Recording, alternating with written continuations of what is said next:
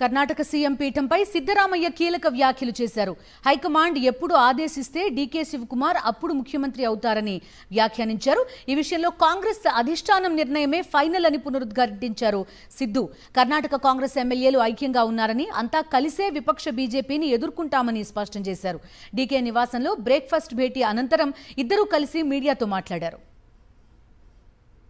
Whatever decision we have already taken in the breakfast meeting that I have invited, that you shall, both of us should listen to the whatever decision taken by the High Command. Whether it is mostly Rahul ji and Sonia ji and Kharge ji. All our MLAs are united, unitedly will face the opposition.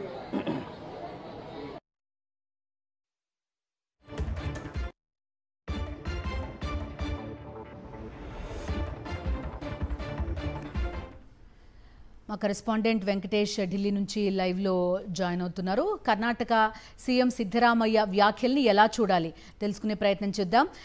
Venkatesh చెప్పండి, CM మార్పు అనేది ఖాయమైపోయిందని మనం Siddaramaiah comments ని బట్టి తీసుకోవచ్చా?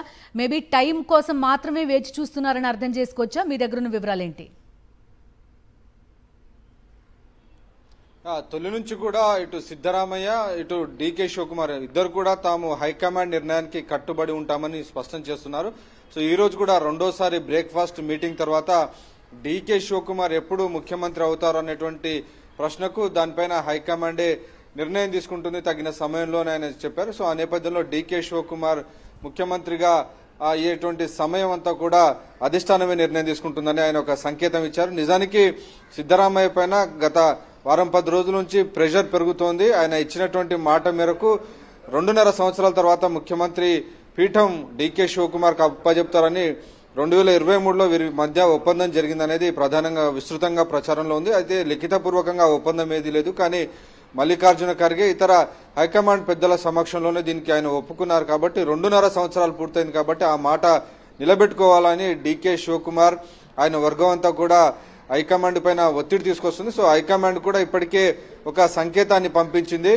ఆ ఇచ్చినటువంటి మాట నిలబెట్టుకోండి, డీకే శివకుమార్ కు ముఖ్యమంత్రి బాధ్యతలు అప్పగించండి అని అధిష్టానం కూడా ఆయనకు సంకేతాన్ని పంపింది. ఆ నేపథ్యంలోనే ఇద్దరు నాయకులు కూడా బ్రేక్ఫాస్ట్ మీటింగ్ల పేరుతో రెండోసారి కూడా కలిసినటువంటి సందర్భం మనకు కనబడుతుంది. అలాగే ఇటు కాంగ్రెస్ పార్టీ ఎమ్మెల్యేలందరూ కూడా భవిష్యత్తు నాయకుడిగా డీకే శివకుమార్ చూస్తున్నారు. సో భవిష్యత్తు కాంగ్రెస్ పార్టీని ముందుకు తీసుకెళ్లేటువంటి నాయకత్వం కూడా డీకే శివకుమార్ది కాబట్టి ఆయన ముఖ్యమంత్రి అవుతారనేటువంటి ఒక భావనలో కాంగ్రెస్ పార్టీ ఎమ్మెల్యేలు కూడా ఉన్నారు. కానీ హడావుడిగా వెంటనే ముఖ్యమంత్రి పీఠం నుంచి సిద్ధరామయ్యను దింపేయకుండా కొంత గ్రేస్ఫుల్ ఎగ్జిట్ ఇస్తారని కాంగ్రెస్ పార్టీ వర్గాలు చెప్తున్నాయి. సో ఆ మేరకు దీంతో పాటు అనుకున్నటువంటి సమయంలో కొన్ని కీలక పదవులు కానీ మంత్రిత్వ శాఖలు కానీ సిద్ధరామయ్య డిమాండ్ చేసే అవకాశం ఉందా? ఎందుకంటే సిద్ధు మద్దతు అనేది కాంగ్రెస్ పార్టీకి చాలా అవసరం ఉన్న నేపథ్యం. ఈవెన్ కుల సమీకరణాలు ఇవన్నీ చూసినా కూడా కొంత సిద్ధరామయ్యకి పేరున్న పరిస్థితి ఆ వర్గాలన్నింటిలో కూడా. దీన్ని దృష్టిలో పెట్టుకునే ఉన్న అడిషనల్ క్యాబినెట్ పోస్టులు కానీ, తనకి కావలసిన వాళ్ళకి పదవులు అడగడం కానీ, క్యాబినెట్ కంప్లీట్ రీషఫుల్ కానీ ఇలాంటివి ఏమైనా ఎక్స్పెక్ట్ చేయొచ్చా?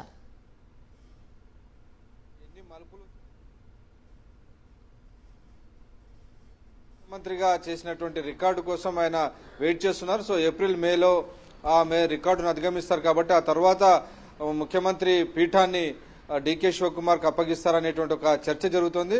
అయితే ఇటు డీకే శివకుమార్ కూడా తాను హడావుడిగా ముఖ్యమంత్రి పీఠాన్ని కోరుకోవడం లేదు. ఐఎమ్ నాట్ ఇన్ హేస్టీ అని ఆయన పదే చెప్తున్నారు. నేను ఏదో హడావుడిగా తొందరపడడం లేదు, కాంగ్రెస్ పార్టీ క్రమశిక్షణ కలిగినటువంటి నాయకుడిగా తన వంతు కోసం వెయిట్ చేస్తానని, హైకమాండ్ నిర్ణయం మేరకు నడుచుకుంటానని పదే శివకుమార్ కూడా చెప్తున్నారు. సో ఆ నేపథ్యంలోనే హడావుడిగా మార్చకుండా కొంత దానికి సంబంధించినటువంటి ఒక భూమికను తయారు చేసి ముఖ్యమంత్రి పగ్గాలు డీకే శివకుమార్ కు అప్పగించే విధంగా అధిష్టానం కూడా కొంత స్క్రీన్ ప్లే రెడీ చేసినట్టు తెలుస్తుంది. సో ప్రస్తుతానికైతే డిసెంబర్ 8 నుంచి బెళగావిలో అసెంబ్లీ సమావేశాలు ఉన్నాయి కాబట్టి దానికి సంబంధించినటువంటి డిస్కషన్ ఇద్దరి మధ్య జరిగింది. అలాగే కొన్ని పోర్ట్ఫోలియోలకు సంబంధించి తన వర్గం ఎమ్మెల్యేలకు దీనికి సంబంధించిన కొంత చర్చ జరిగిందని తెలుస్తుంది. సో మొత్తానికి ఇద్దరు నాయకులు బ్రేక్ఫాస్ట్ మీటింగ్స్ ద్వారా కలవడం ద్వారా ఇటు ప్రభుత్వానికి ఎమ్మెల్యేలందరూ కూడా ఒక సంకేతాన్ని పంపిస్తున్నారు. సో ఇద్దరు నాయకులు కూడా సమిష్టిగా ఒకే తాటిపైన హైకమాండ్ నిర్ణయం మేరకే నిర్ణయాలు తీసుకుంటారు, వాటిని అనుసరిస్తారనేటువంటి సంకేతాన్ని పంపే క్రమంలో భాగంగానే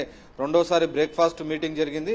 ఎందుకంటే ఈ ఇద్దరు నాయకులకు సంబంధించినటువంటి వర్గాలు పదే పదే బయటపడి స్టేట్మెంట్స్ చేయడం వల్ల కాంగ్రెస్ పార్టీకి ప్రభుత్వానికి డ్యామేజ్ అవుతుందనేటువంటి ఉద్దేశం నేపథ్యంలో ఇద్దరి నాయకులను కూడా కలవమని అధిష్టానం ఇచ్చినటువంటి ఆదేశాల నేపథ్యంలో ఈ బ్రేక్ఫాస్ట్ మీటింగ్ జరుగుతోంది.